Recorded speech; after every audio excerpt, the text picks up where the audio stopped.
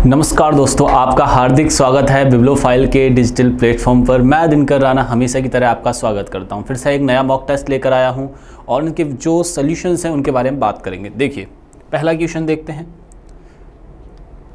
Antipyretic दवाओं का उपयोग निम्नलिखित उद्देश्यों में से किसके लिए किया जाता है? एंटीपायरेटिक जो मेडिसिन्स होती हैं उनका उपयोग जो किया जाता है मेनली बुखार यानी कि फीवर के लिए किया जाता है।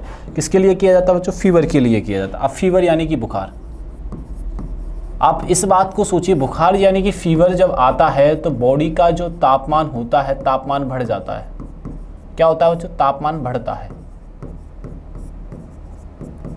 तापमान बढ़ जाता है। तो इस तापमान को नियंत्रण करने के लिए एंटीपायरेटिक दवाओं का यूज किया जाता है।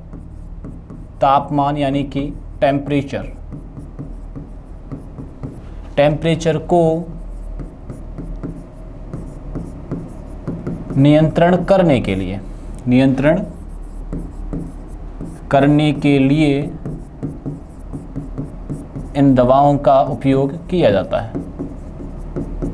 इन दवाओं का उपयोग किया जाता है। आप इस बात को ऐसे समझ सकते हैं, जैसे कि जब फीवर आता है तो बॉडी का तापमान बढ़ जाता है, उसको नियंत्रण करने के लिए एंटीपायरेटिक जो दवाएं होती हैं उनका उपयोग किया जाता है। ये बात आप लोग यहाँ से ध्यान रखना। तो हमारा आंसर क्या हो जाएगा? यहाँ से ए हो जाएगा, यानी कि बुखार यानी कि फीवर में।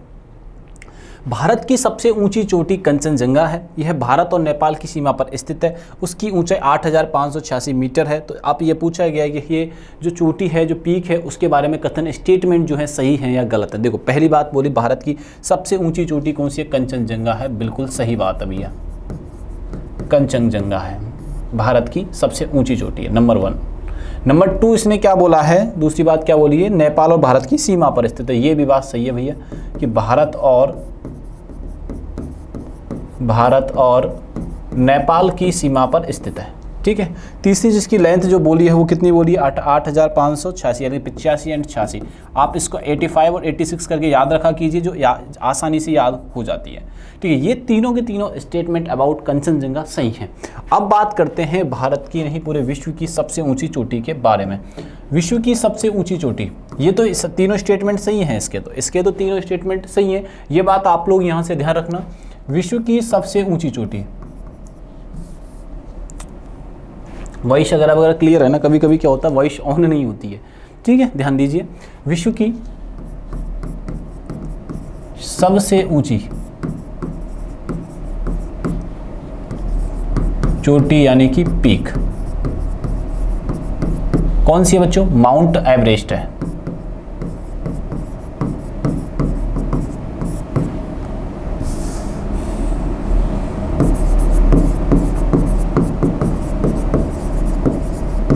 माउंट एवरेस्ट ये जो स्थित है बच्चों, ये हिमालय में स्थित है। कहाँ पर स्थित है बच्चों? ये हिमालय में ये स्थित है। हिमालय जो है न्यूएस्ट पर्वत श्रृंखला है। कैसी है? नवीनतम पर्वत श्रृंखला है।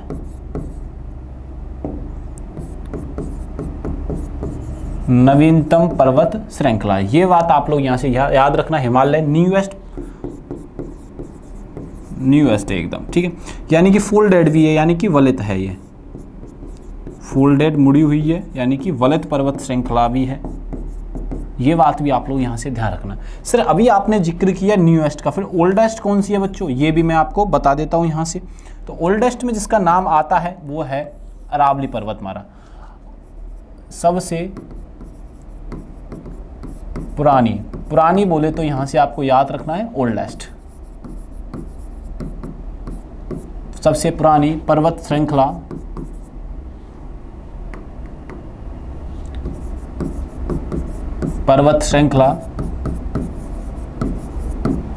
ठीक है, कौन सी है बच्चों? अरावली। याद रखना आप इसको, यहाँ से अरावली है। जैसे हमने अभी डिस्कस किया आपसे कि हिमालय की सबसे ऊंची चोटी माउंट एवरेस्ट और विश्व की है, वर्ल्ड की भी है। ये बात भी अपन को यहाँ से याद रखनी है। अगर आपसे पूछ लिया जाए कि अरावली जो सबसे पुरानी है, सबसे ऊंची चोटी उसकी कौन सी है, तो इसकी है गुरु शिखर। ये बात भी आप लोग यहाँ से ध्यान रखिएगा। कौन सी है बच्चों? गुरु शिखर है।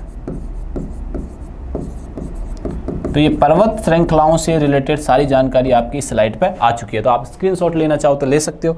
और इस क्वेश्चन का जो आंसर देखेंगे कि भारत की सबसे ऊंची चोटी कंचनजंगा है, जो भारत और नेपाल की सीमा पर स्थित है और इसकी ऊंचाई है 85-86 मीटर। आप इसमें आंसर क्या करोगे बच्चों, आपको सामने दिख रहा होगा, ठीक है। तो अपना आंसर कर देंगे अपना डी। क्लियर हुआ कि नहीं हुआ, ये बात आप लोग यहाँ से ध्यान में रखिएगा। क्लियर हुआ कि नहीं हुआ बच्चों? चलें आगे, आप स्क्रीनशॉट ले सकते हो, लेना चाहो तो आप यहाँ से, ठीक है जी। आओ चलते हैं, यहाँ का स्क्रीनशॉट भी ले सकते हो आप। मैंने स्लाइड शायद दिखाई नहीं आपको, कई बच्चे होते हैं देख नहीं पाते हैं। चलिए भैया आगे चलते हैं, नेक्स्ट आइए। संयोजी उत्तकों के संदर्भ में निम्नलिखित में से कौन सी हड्डियों में जुड़ती है? मतलब हड्डियों से जुड़ती है, आप इसको ऐसे कह सकते हो। कई मांसपेशियों हड्डी से भी जुड़ता है, कहीं हड्डियां कहीं पे भी जुड़ जाती हैं, ठीक है। तो इन सभी का आंसर हम देने वाले हैं एक एक करके। जैसे कि in context of with the connective tissues which among the following connect joint bones to bone. तो बॉन्स टू बॉन जो जुड़ने का काम करता है वो लिगामेंट्स होते हैं, यानी कि स्नायु बंधन होते हैं बच्चों। ये बात आप लोग यहाँ से ध्यान रखना। स्नायुमेंट यानी कि लिगामेंट्स जो होते हैं हड्डियों से जोड़ने का काम करते हैं बच्चों। हड्डियों को यानी कि बॉन्स को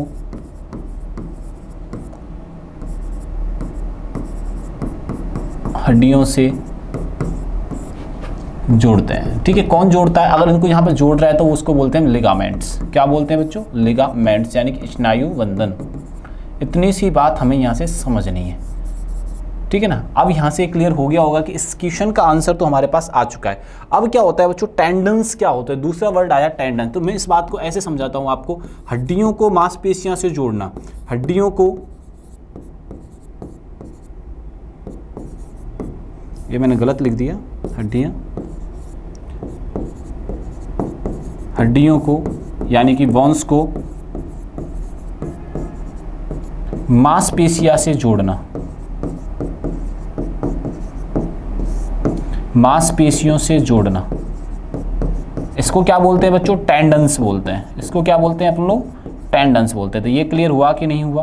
तो ये सारी चीज़ें अपन को यहाँ से याद रखनी है, ठीक है। एक और क्या दे रखा है इसमें? राफे और जालीदार तंतु दे रखे हैं। एक जालीदार तंतु क्या होते हैं वो भी मैं आपको बता देता हूँ, ठीक है। जालीदार तंतु होते हैं, कॉलिजन से बने होते हैं बच्चों। ये किससे बने होते हैं? ये कॉलिजन से ये बने होते हैं। कॉलिजन से बने होते हैं। आपने देखा होगा जालीनुमा होते हैं, इनका आकार भी कैसा होता है? जालीनुमा होता है, ठीक है ना। ये जोड़ने का काम नहीं करते, बस जोड़ने का काम अलग तरीके से करते हैं। हड्डी मांसपेशियों का इनका कोई रिलेशन नहीं होता है। एक होता है राफे। देखो ऑप्शन में आपको बता देता हूं अपन किसके बारे में बात कर रहे हैं। इस राफे के बारे में हम लोग बात कर रहे हैं बच्चों,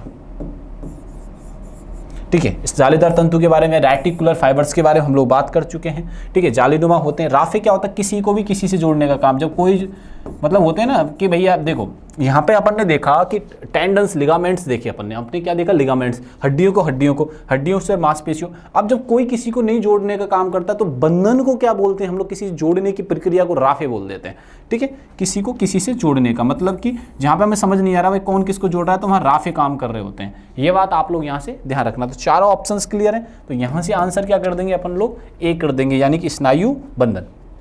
अब आइए, जब 2 किलो वाली द्रव्यमान पर 5 N का बल लगाया जाता है तो उत्पन्न होने वाले त्वरण को क्या कहते हैं? एक्सेलरेशन के बारे में हमसे पूछा जा रहा है। तो इसके देखो अब एक एक पहले ऐसे जब फिजिक्स के जब क्वेश्चन किया करो तो उसके पहले डाटा लिख लो।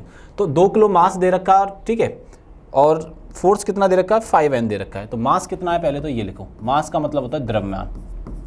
पहले डाटा लिख लेते हैं अपन सारे, फिर आराम से इसको सॉल्व करेंगे। द्रव्यमान, ठीक है, कितना दे रखा है? 2 kg। 2 लिख देते हैं इसको थोड़ी देर के लिए। और क्या दे रखा है बच्चों? मास के अलावा यहाँ पे दे रखा है पावर यानी कि फोर्स दे रखा है। F लिख दूँ इसमें, कितना दे रखा है? 5 दे रखा है।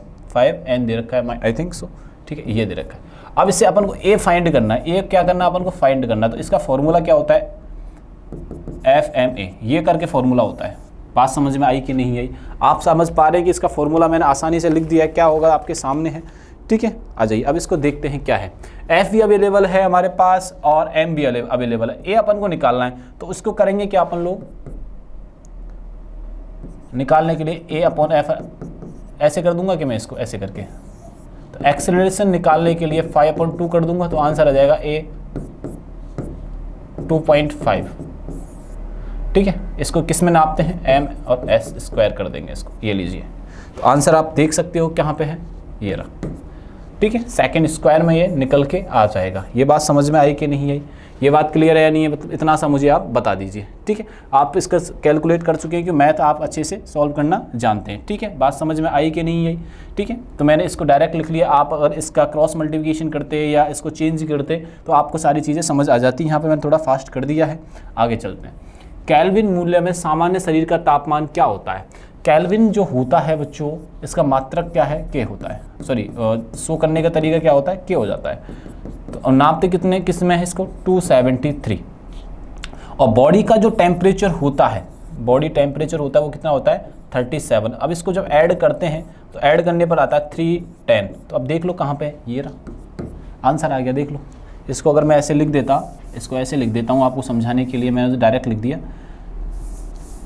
भैया देखो, केल्विन की जो वैल्यू है, जो मापांक होता है वो होता है 273।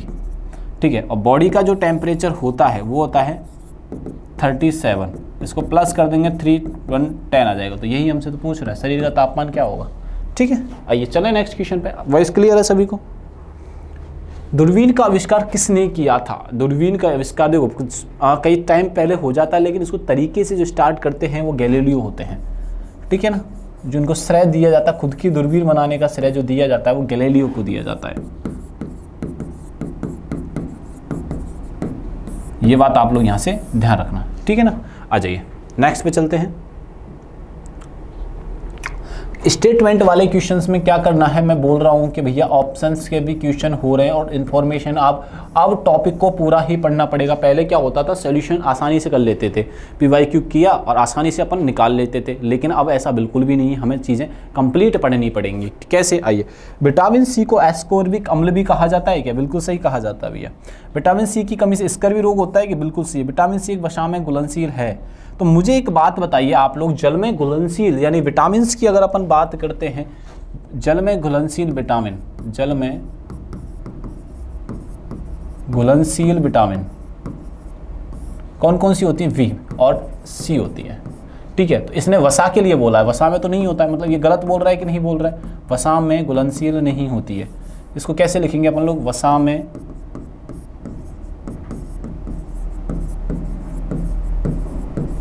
घुलनशील नहीं होती है। तो हमारे पास दो ऑप्शन आए, एक तो एस्कॉर्बिक और स्कर्वी वाला, एस्कॉर्बिक, और दूसरा कौन सा बच्चों, स्कर्वी। ये बात आप लोग यहाँ से ध्यान रखना, दोनों के दोनों ऑप्शन यहाँ से सही है। अगर यहाँ पे विटामिन ए दे रखा होता तो विटामिन ए की कमी से कौन सा रोग होता है बच्चों, रतौंधी होता है। कौन सा होता है, रतौंधी होता है।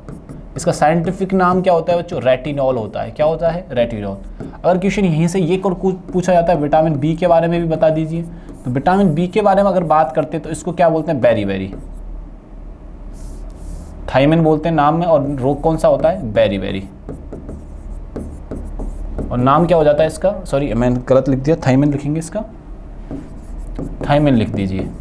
ये क्लियर हुआ कि नहीं हुआ। सी का अपन को यहाँ से पूछा ही गया है, विटामिन सी के बारे में हमसे यहाँ पे पूछा ही जा रहा है, जिसका आंसर ये रहा। ठीक है, क्लियर हुआ कि नहीं हुआ यहाँ से। चलिए आगे चलते हैं नेक्स्ट क्वेश्चन पे। निम्नलिखित में से अम्लों में से किसका उपयोग यह पता लगाने के लिए किया जाता है कि क्या शुद्ध घी में वनस्पति मार्जरीन मिलावटी है। तो ये प्रयोग जो किया जाता है, हाइड्रोक्लोरिक एसिड का उपयोग किया जाता है बच्चों। किसका उपयोग किया जाता है इसमें, हाइड्रोक्लोरिक एसिड का उपयोग किया जाता है। चलिए नेक्स्ट क्वेश्चन पे चलते हैं। व्हाइट एटीएम स्वचालित टेलर मशीन के संदर्भ में निम्नलिखित में से कौन सा कथन सही है। देखो व्हाइट एटीएम मशीन्स क्या होती हैं उसके बारे में अपन लोग बात करते हैं। व्हाइट एटीएम मशीन जो होती हैं, व्हाइट कलर का ही यूज कर देते हैं, ये प्राइवेट कंपनियों के द्वारा लगाए जाते हैं। प्राइवेट कंपनी एंड बैंक्स के द्वारा लगाए जाते हैं, ये बात ध्यान रखिएगा। प्राइवेट कंपनी और बैंक के द्वारा ये लगाए जाते हैं। ठीक है, उस बैंक के द्वारा नहीं लगाए, सरकारी बैंक के द्वारा नहीं लगाए जाते हैं, सार्वजनिक बैंक, सरकारी एंड सार्वजनिक बैंकों के द्वारा नहीं लगाए जाते हैं। ठीक है, ये बात आप लोग यहाँ से ध्यान रखिएगा। जैसे अपन ऑप्शन को देखते हैं फिर आंसर करेंगे। व्हाइट एटीएम विदेशी कंपनियों के द्वारा स्वामित्व में होते नहीं, ये गलत है। एटीएम बैंकों के पास नहीं, निजी बैंक एटीएम सेवाएं प्रदाताओं के पास होता है, ये कहीं तक है, सही है। एटीएम बैंकों के पास नहीं, निजी एटीएम सेवा प्रदाताओं के पास होता है, ये कहीं तक ठीक है। बाकी और देखते हैं। बैंकों द्वारा आउटसोर्स की नई एटीएम सेवा, एटीएम को एक ब्रांड प्रयोजक बैंक के नाम पर रखा गया, लेकिन एटीएम मशीन बैंक के स्वामित्व में नहीं है। सरकार के स्वामित्व वाली एटीएम, ये तो बिल्कुल भी नहीं है। सरकार और सार्वजनिक के लिए तो मैंने मना ही कर दिया था। तो वाइट जो होते हैं, तो बैंकों द्वारा आउटसोर्स की नई एटीएम सेवा, एटीएम को एक ब्रांड प्रयोजक बैंक के नाम पर रखा गया, लेकिन एटीएम मशीन बैंक के स्वामित्व में नहीं। ये बात आप यहाँ से देख सकते हो, जो मैंने अभी डिस्कस आपसे की थी उसी चीज़ के बारे में बच्चों हम लोग डिस्कस कर रहे हैं, बात कर रहे नहीं है, ठीक है। अब दूसरा हमने जो सॉलिड जो देखा, एटीएम बैंकों के पास नहीं है, एटीएम खुद के नहीं है, बल्कि निजी एटीएम सेवा प्रदाताओं के पास हो जाता है। तो ये कहीं ना कहीं ये मिलता जुलता ऑप्शंस था, इसीलिए मैंने आपको पहले ही बता चुका हूँ इनके बारे में कि प्राइवेट कंपनियाँ और सार्वजनिक बैंकों के द्वारा नहीं होते, बल्कि ये प्राइवेट कंपनियों के द्वारा होते हैं। आइए नेक्स्ट अपन चलते हैं। कार्बी पीपल्स लिबरेशन टाइगर के अंतर्गत आने वाली मुख्य रूप से निम्नलिखित किस राज्य में ये सक्रिय है? तो ये सक्रिय है असम में, ठीक है। कार्बी जो लिबरेशन है, इसके द्वारा थोड़ा सा नक्सलवाद की तरह ये काम करती है, ठीक है। कहाँ पे काम कर रही होती है? असम में काम कर रही होती है। जैसे कि मैं आपसे कहूँ, इलीगल कामों में ज़्यादा इन्वॉल्व रहती है, ये जैसे फिरौती मांगना, किडनैपिंग करना, ठीक है, अहिंसा बढ़ाना, इन चीज़ों में ज़्यादा इन्वॉल्व रहती है। फिरौती मांगना, ठीक है। ये जो किया गया था, ये बात मैं आपको जानकारी के लिए बता दूं यहाँ से कैसे किया गया था, सुनिएगा। फिरौती मांगना, अब ये जो स्टार्टिंग में इन्वेस्ट की जाती है, कार्बी जनजाति के लोगों के लिए की जाती है, कार्बी जनजाति के लोगों को लाभ पहुंचाने के लिए, कार्बी जनजाति के लोगों को फायदा पहुंचाने के लिए, बट ऐसा नहीं हो पाता है फायदा पहुंचाने के लिए,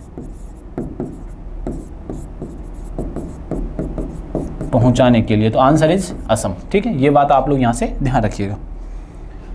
निम्नलिखित में से कौन सा लॉर्ड माउंटबेटन का सबसे विवादास्पद था? मतलब लॉर्ड माउंटबेटन का कौन सी ऐसी क्रिया थी, ऐसा कार्य था जिससे कि वो दिक्कत में आए और वो विवाद कंट्रोवर्शियल मेनली रहा? तो वो कौन सा है? देखो, पंजाब और बंगाल का विभाजन, तब तो वो थे ही नहीं।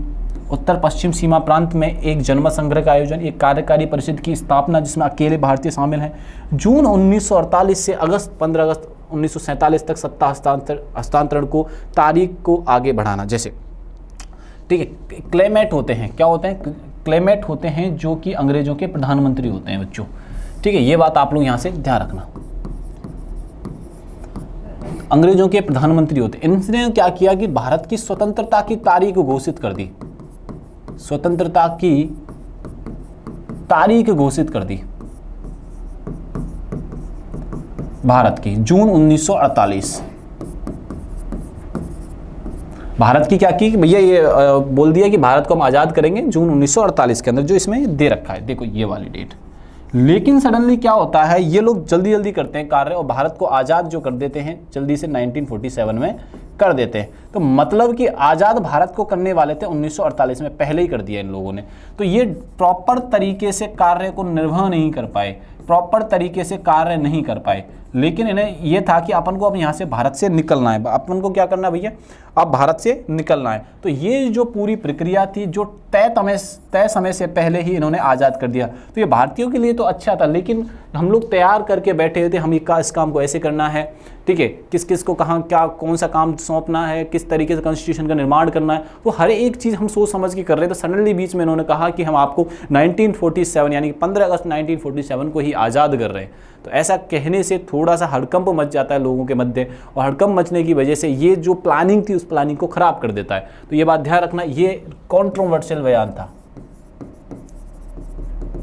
विवादास्पद ये बयान था, ये बात आप लोग यहाँ से ध्यान रखिएगा। ये विवादास्पद था पूरा की पूरा, इसको मद्देनजर रखते हुए। तो हमारा आंसर क्या हो जाएगा बच्चों, यहाँ से डी हो जाएगा। चलिए नेक्स्ट चलते हैं, बताइए निम्नलिखित वैदिक ग्रंथों में से कौन सा पहली बार पुनर्जन्म के सिद्धांत का एक व्यवस्थित वर्णन कर देता है? रीबर्थ, थ्योरी ऑफ रीबर्थ कौन देता है? तो इसको समझते हैं एक्चुअली में ये रीबर्थ है क्या। थ्योरी ऑफ रीबर्थ का मतलब ये है कि हमारा वापस जन्म होगा कर्मों के अनुसार, थ्योरी ऑफ रीबर्थ, ठीक है। थ्योरी जो रीबर्थ है पुनर्जन्म के लिए है, पुनर्जन्म होगा अपने कर्मों के अनुसार, ठीक है, पुनर्जन्म होगा कर्मों के अनुसार। ये किस में कहा गया है? कर्मों के अनुसार। तो किस में कहा गया है बच्चों? तो ये कहा गया है छंदोग्य उपनिषद में। ये बात ध्यान रखना है, मुंडको उपनिषद में ये चीज़ कही गई है। जैसे मैं आपको एलोबरेट करता हूँ अभी, जैसे मैंने आपसे कहा कि वेदों में कहा गया है, तो वेद कौन कौन से हैं मैं आपको चारों वेद बताता हूँ, ठीक है। उस आंसर को प्रेफर मत करना, भी मैं अभी बता देता हूँ आपको क्या होगा। पहला वेद है ऋग्वेद, ठीक है। ऋग्वेद क्या है? ऋषि मुनियों के बारे में बात करता है बच्चों। किसके बारे में? ऋषि मुनियों के जो चीज़ें हैं उनसे बात करता है। फिर आता है यजुर्वेद,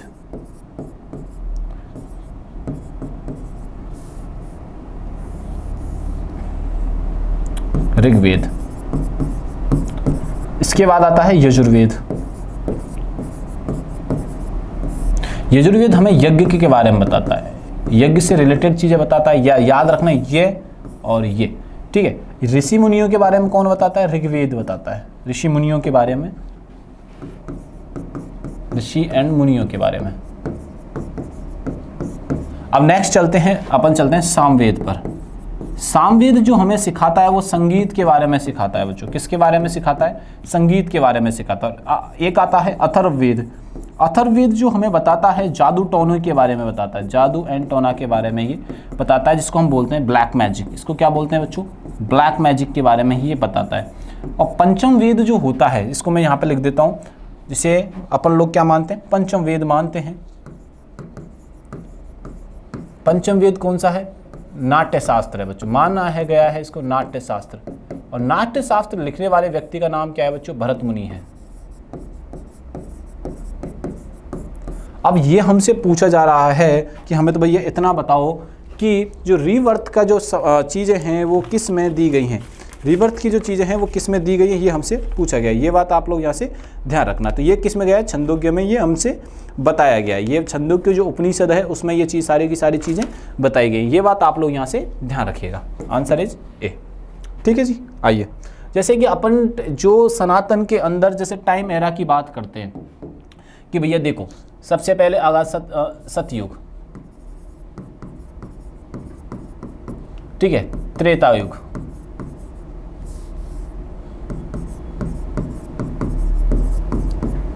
द्वापर युग,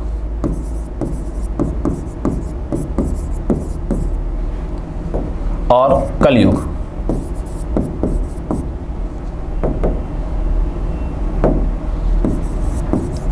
चारों युगों का जो सर्किल है वो चला जाता है। सतयुग के बाद त्रेता आता है, त्रेता के द्वापर, फिर इसके बाद आए कलयुग, और कलयुग से जब खत्म होगा तो फिर से कहाँ पे जाएंगे हम? सतयुग में। तो ये जो घड़ी का जो चीज़ें चल रही है एक सर्किल में ऐसे चल रही है, तभी तो घड़ी गोल बनाई गई है। आपको पता होना चाहिए घड़ी गोल क्यों है, उसके पीछे कारण क्या है। तो आप लोग ध्यान रखिएगा, इस जो सर्किल में चीज़ें चल रही हैं, इसलिए ये जो चल रहा है वो सारी की सारी क्लियरेंस के कारण बताई गई है। इसमें अलग अलग टाइम पे अलग अलग लोगों का जन्म हुआ, और जो बुराई पर जो जीत हासिल की, उसके बाद हमने देखा कि धर्म की स्थापना कैसे की जाती है। जैसे हाल ही में दशहरा आने वाला है, उस दिन रावण का जो वध किया जाता है भगवान श्री राम के द्वारा, तो वो सारी चीज़ें एक पार्ट है हमारी हिस्ट्री का, ठीक है। तो उसके बारे में हम चीज़ें देखेंगे, जानेंगे बाद में, लेकिन अभी के लिए आप ये सारी चीज़ें याद रखिएगा, ठीक है जी। आइए आगे चलते हैं। तुमकुर, जहां भारतीय भूवैज्ञानिक सर्वेक्षण ने स्वर्ण भंडार के संकेत पाए, निम्नलिखित राज्यों में से किस इसमें स्थित है? वो है कर्नाटक में, ठीक है। स्वर्ण के भंडार जो मिले हैं तुमकुर किस राज्य में है? वो ठीक है, कर्नाटक में है। चलो आगे चलते हैं। भारत के विनिर्माण उद्योगों में एक सूक्ष्म उद्योग एक उद्यम है जहां संयंत्र मशीन निवेश 25 लाख तक होता है। मैं एक्ट 2006 के अनुसार ये सारी चीजें बता रहा हूं आपको। एक्ट 2006 के अनुसार, एक्ट 2006 के अनुसार राशि कितनी है? 25 लाख, 2.5 मिलियंस, ठीक है। आइए चलते हैं आगे। रेड डाटा बुक में निम्नलिखित में से कौन सा है? मतलब रेड डाटा बुक का मीनिंग एक्चुअली में है क्या, ठीक है। तो उसका मतलब है दुर्लभ पौधे और जानवरों खतरे में है। मतलब एक ऐसी किताब तैयार करना जिसमें ऐसे पक्षियों और जानवरों के बारे में लिखना कि लुप्त होने की कगार पर है, ठीक है। रेड डाटा बुक का मतलब यह है कि जो रेड डाटा बुक, ठीक है, तो इसमें दुर्लभ पौधे और जानवर, वे पौधे और जानवर जो लुप्त होने वाले हैं, वे पौधे और जानवर लुप्त होने की कगार पर हैं, लुप्त होने की कगार पर है, ठीक है। तो आंसर इज सी। निम्नलिखित में से किस वर्ष इसरो की स्थापना हुई थी? ठीक है, हमको ये पूछना मतलब कि ये क्वेश्चन पूछना चाह रहा है कि इसरो की स्थापना कब होती है। देखो भैया, इंडियन स्पेस रिसर्च ऑर्गेनाइजेशन,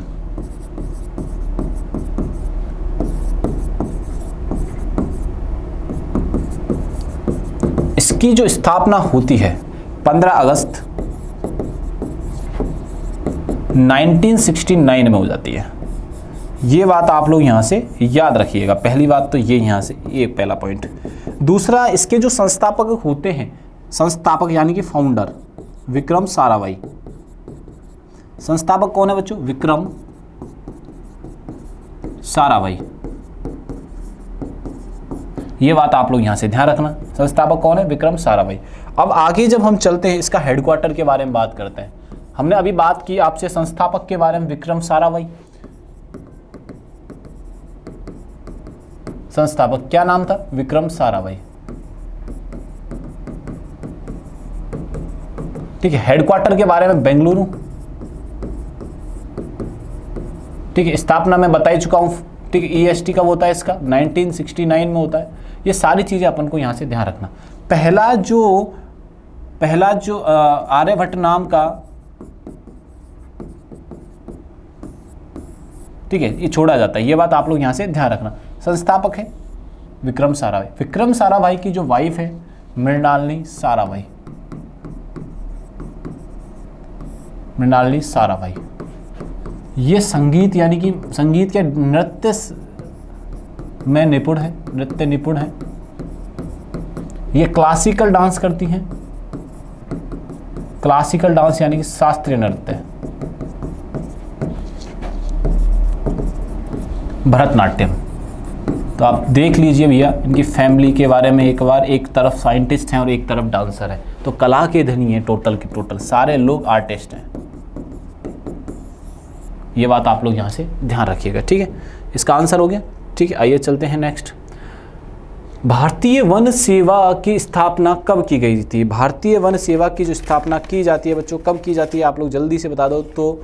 ठीक है, इसकी स्थापना हुई थी 1 जुलाई 1966 को। ये बात आप लोग यहाँ से ध्यान रखना, 1 जुलाई 1966 को इसकी स्थापना की जाती है।